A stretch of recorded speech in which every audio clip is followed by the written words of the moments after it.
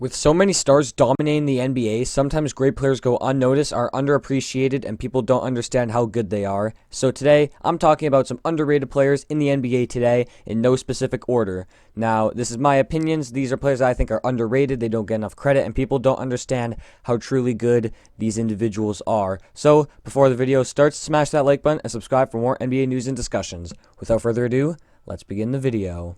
So, the first underrated player I have is John Collins, a 6'10 athletic power forward from the Atlanta Hawks. Now, he was drafted not too long ago with the 19th overall pick in the 2017 draft by the Atlanta Hawks. Now, he's only 21, and he just came off his second season, and he has plenty of room to grow.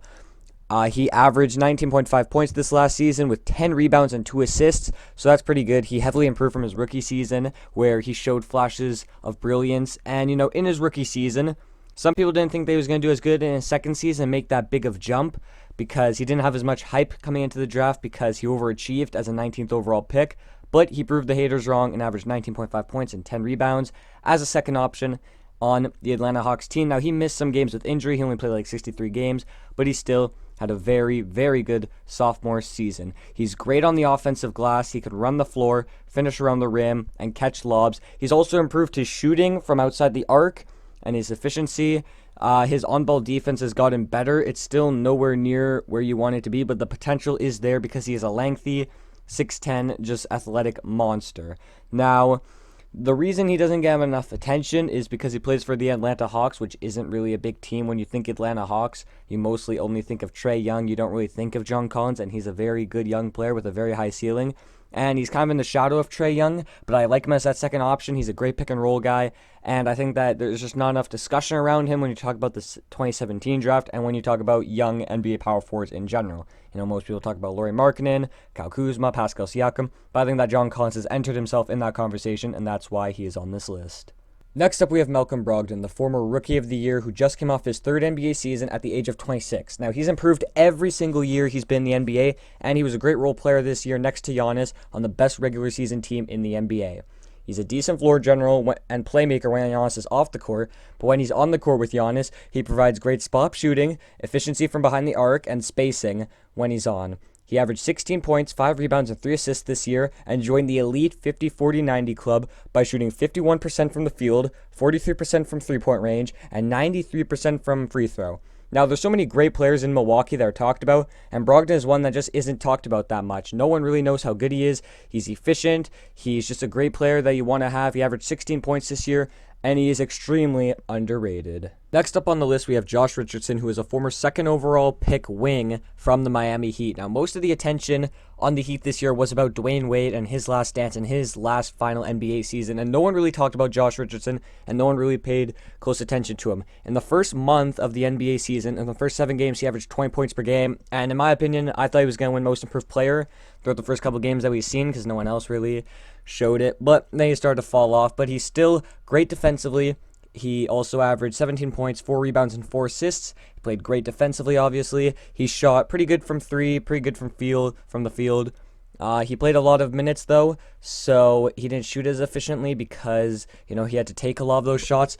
But now that Dwayne Wade's retired and that he's gone, now that this is Josh Richardson's team, all eyes will be on him, and we will see how he can handle the pressure of Miami and being the first scoring option. Eric Spoelstra has said that Josh Richardson's been handling himself really well, taking a scoring role, and that he needs to be more aggressive, which I can agree with. Sometimes he's passive on offense, but that's because he hasn't really handled this responsibility before. He said that he's never really been the first scoring option on a team and that he hasn't really been the go-to guy. So I'm really excited to see what he can do next season, being that go-to guy on offense and on defense, and maybe he could lead the Miami Heat to the playoffs.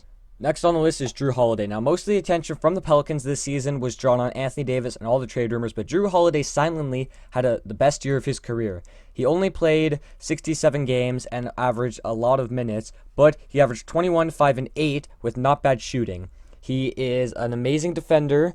He is a great playmaker, and he made all defensive first team this year for the second year in a row. Now, although Jrue Holiday was a former All-Star with the 76ers and is making lots and lots of money, and some people might say he's overpaid, he is still a borderline All-Star in the NBA today and isn't nearly talked about as much because he's just a very good player and he's underrated in my opinion. So that's why he's on this list.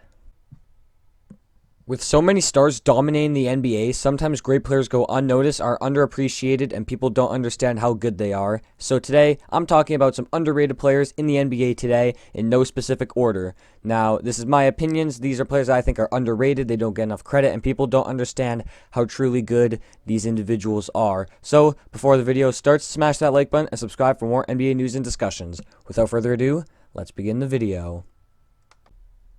So, the first underrated player I have is John Collins, a 6'10 athletic power forward from the Atlanta Hawks. Now, he was drafted not too long ago with the 19th overall pick in the 2017 draft by the Atlanta Hawks. Now, he's only 21, and he just came off his second season, and he has plenty of room to grow.